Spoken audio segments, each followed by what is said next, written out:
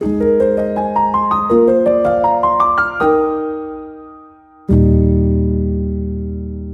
é que o senhor tem visto aí, nos dias de hoje, as igrejas?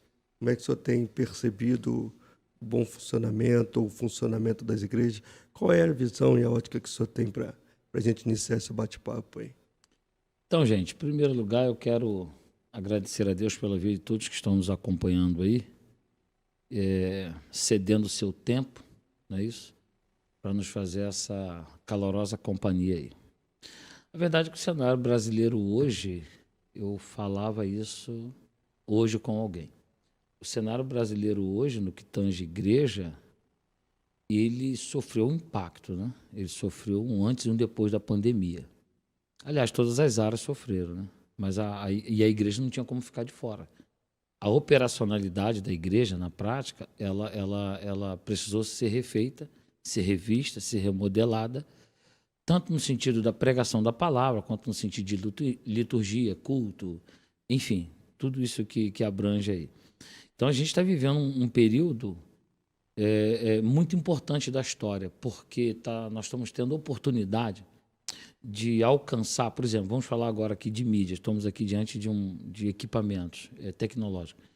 A igreja hoje, ela está vivendo um período que eu penso ser muito bom. Por exemplo, eu abro um parênteses para repetir aqui o que eu falo sempre lá para a galera da mídia da nossa igreja que está com a gente online aí. Hoje, é um pensamento meu, a mídia da igreja, ela pode ser vista, contemplada, pelo menos implicitamente, dentro dos 5 ministérios que estão em Efésios 4:11. Um deles é o evangelista, porque se você está pregando para 100 pessoas dentro de um templo, a mídia faz com que você alcance um número que você não tem nem como ter uma dimensão. Não é isso?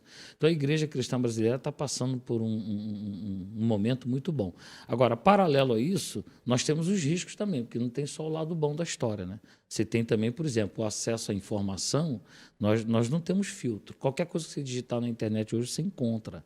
E por conta disso, nós estamos encontrando na internet muitas coisas boas, todas as áreas, inclusive o que nós estamos tratando aqui de igreja, teologia, já a gente vai falar disso, conhecimento. E você tem o risco, né? Porque na internet você é livre para assistir o que você quer, a hora que você quer. Mas, pegando só o foco da coisa boa, eu tenho provado desse momento muito bom, e eu agradeço muito a Deus por ter sido posto por Ele como pastor num momento como esse.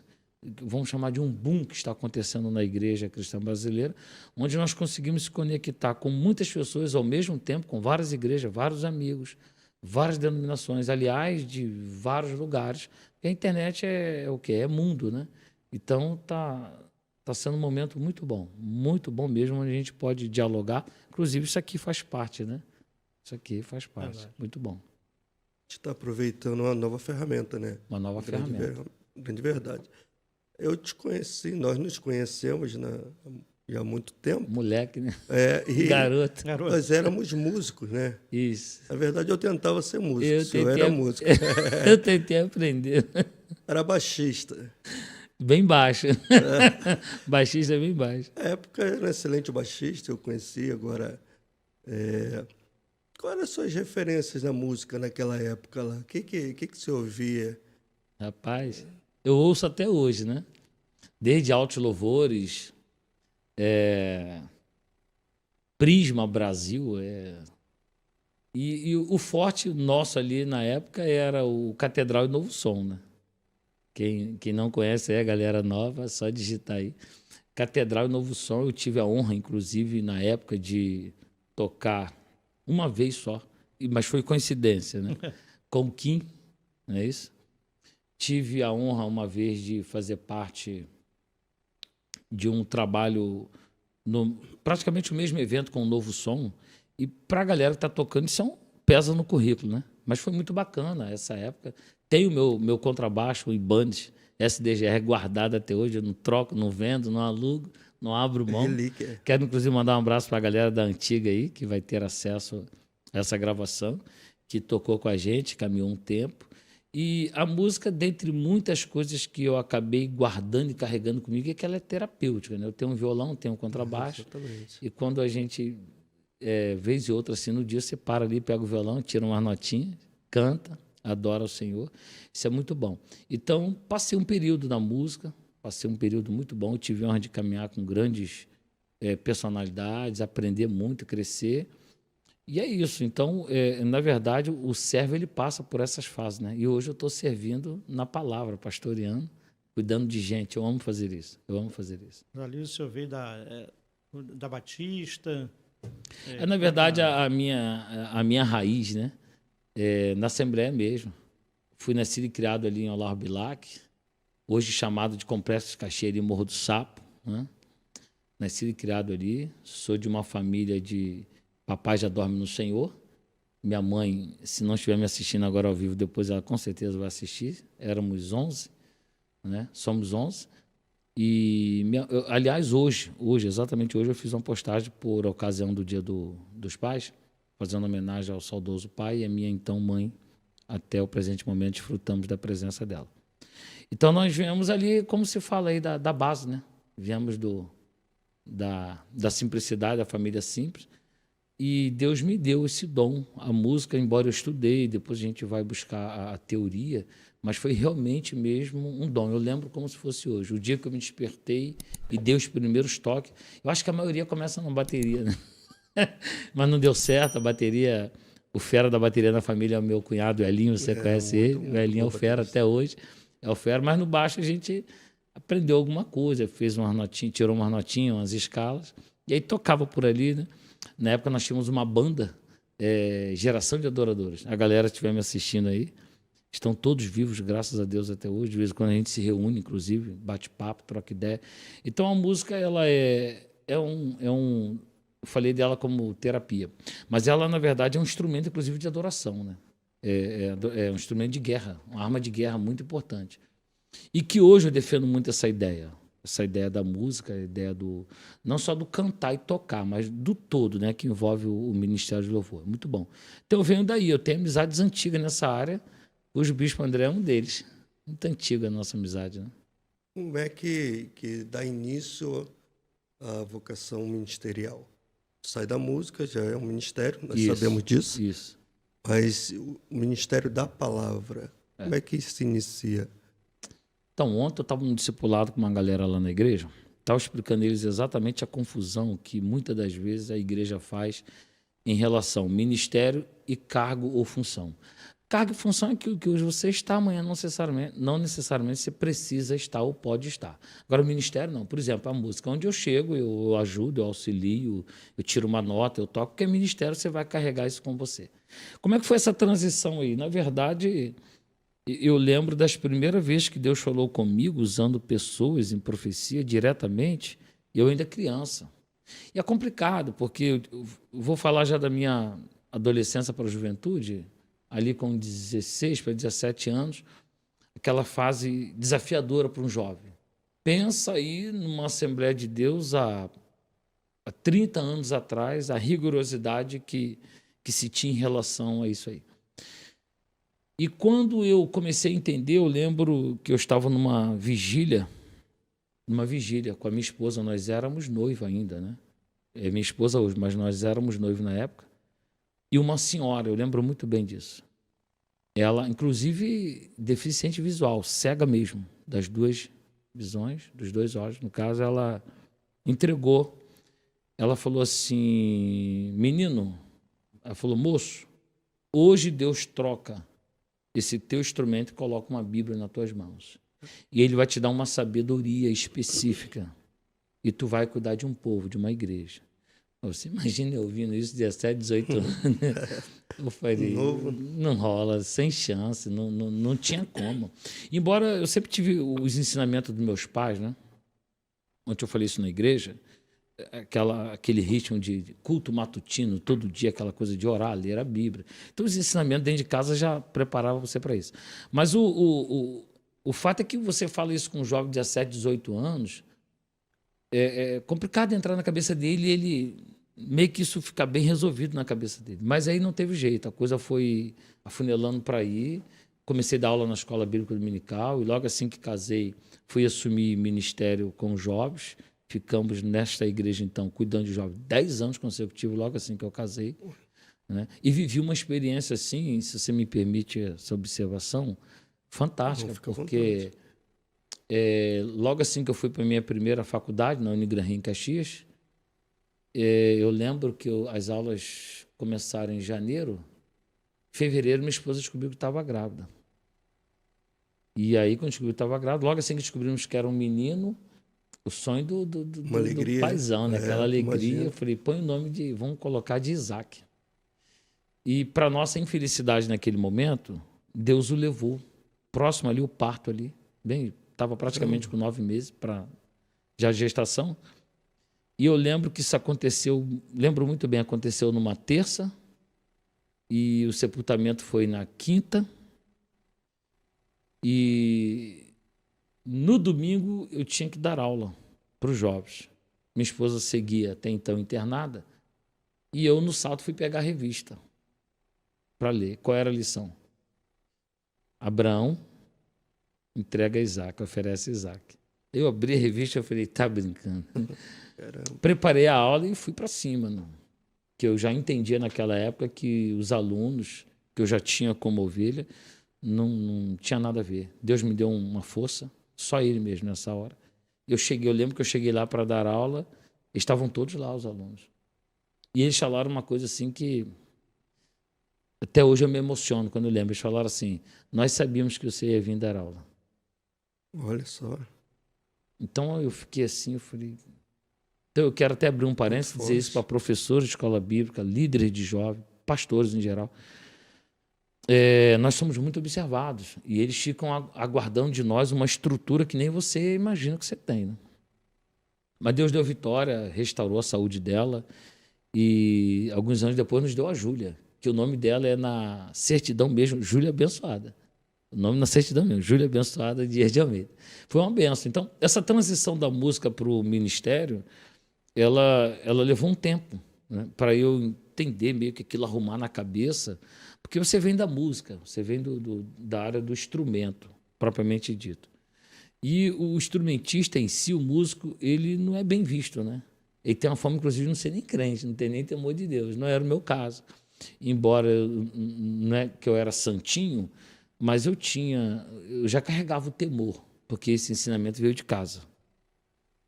Então, mas só que daí para pastor é uma coisa assim meio... É diferente, né? É muito. Então, eu fui viver algumas experiências no Ministério Pastoral, tive algumas experiências de viajar para alguns estados, inclusive fora do estado, do nosso Rio, nosso estado do Rio de Janeiro, eu vivi algumas experiências assim tremendas, assim que você olhar e falar assim, não tem como não ser Deus, né?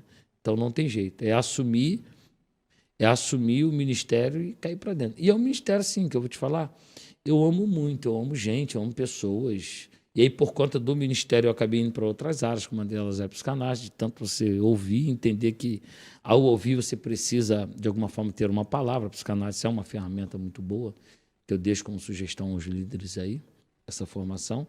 É muito bom. Então, o ministério pastoral, ele precisa ser exercido com muita ética, com muita lealdade, com muita sinceridade. Então, essa transição para mim foi legal, foi bom, e eu amo, e eu pretendo, enquanto Deus permitir, pastorear, cuidar de gente, ouvir pessoas, isso é muito bom. Isso é muito bom. E isso, Assembleia de Deus em Caxias. Isso, em Caxias. Olavo Bilac. Isso. Você se refere aonde eu presido ou aonde eu... Não, onde você foi desenvolvendo o ministério. Sim, então, eu fui ovelha há muitos anos. Pastor Francisco Libório, a quem eu tenho uma honra, um carinho muito grande. É vivo até hoje. Esses dias eu estive com ele num evento de pastores da convenção. E logo depois fui congregar com o então saudoso pastor Peixoto, presidente do Ministério Internacional Emanuel, que hoje quem preside, o pastor Josué, meu parceiro, né? Meu parça, meu amigão, pastor Josué, que é seu irmão, para quem não sabe, é irmão de você. Ele vai estar aqui com a gente. Nós somos parceiro mesmo, amigo mesmo. A nossa amizade não tem nada assim, não depende do ministério. Esses dias eu estava falando com ele que eu fui no casamento dele. Eu vim acompanhando a trajetória dele, ele foi na minha ordenação pastoral, eu estive na ordenação, estive no culto de posse dele, então a gente tem uma amizade assim, muito grande. Então, eu passei por essas duas igrejas aí, onde eu tenho praticamente as minhas bases, e isso serviu para muita coisa que nós acreditamos hoje, né? Meu pai foi superintendente de escola bíblica dominical, ok? Durante 20 e poucos anos. Minha mãe ao lado dele ali como secretária na escola dominical e ainda envolvida com consagração e trabalho de libertação. Então não tinha como tinha como dar certo, era muita cercada, coisa né? boa em cima de nós, né? Então E é aí, isso. quando é que nasce o Ministério Pescar? Então, o Ministério Pescar, ele nasce numa situação assim meio que inusitada, porque eu tinha tido uma revelação, uma visão, não com o nome em si, mas com o ministério. E o ministério é algo muito peculiar, né? O ministério é algo muito pessoal. Alguns, quando têm essa visão, ele vai institucionalizá-la, como eu fiz, a título de criar um templo, expor uma denominação, essa coisa toda. Mas hoje eu entendo que o Ministério Pescar ele é algo muito peculiar.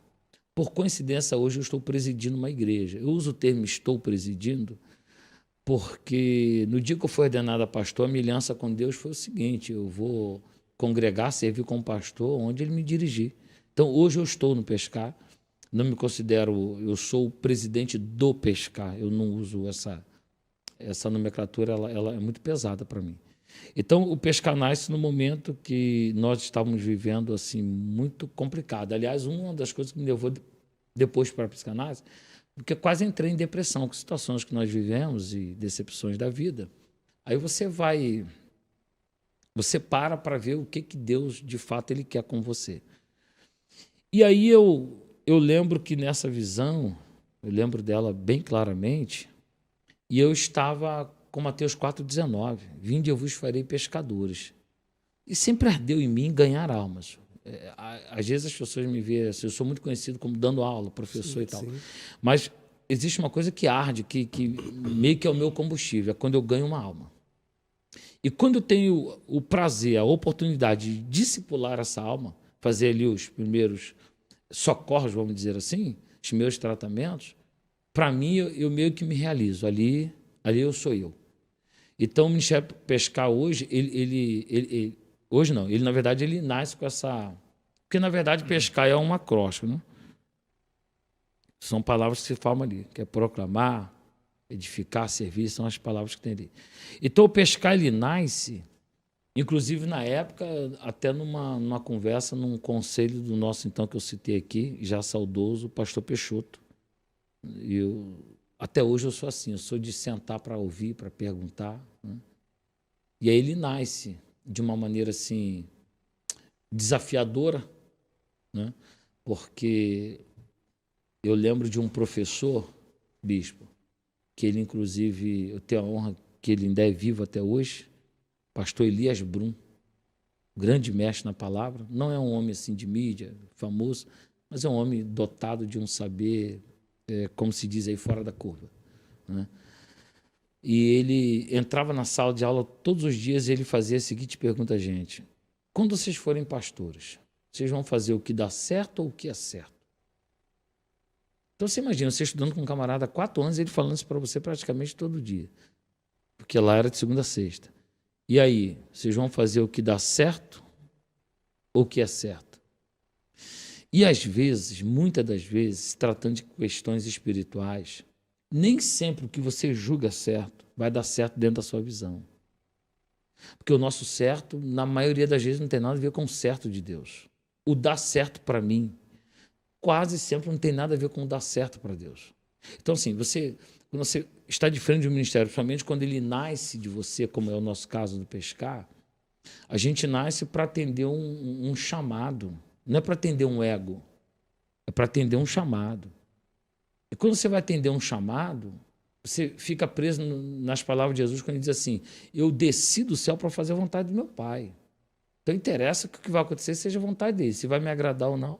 Então, quando você está fazendo a vontade do Pai, os resultados, eles não necessariamente é de tamanho, é de altura, é de profundidade, é numérico, Sim. é dimensão, hoje, por exemplo, de like, de curtida.